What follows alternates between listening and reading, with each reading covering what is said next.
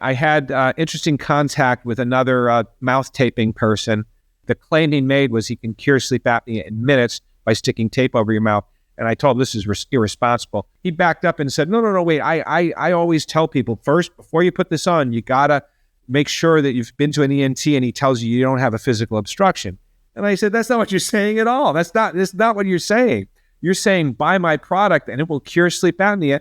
And he was like, well, but if you get into it, there's a disclaimer on the package. I was like, that's after they bought it.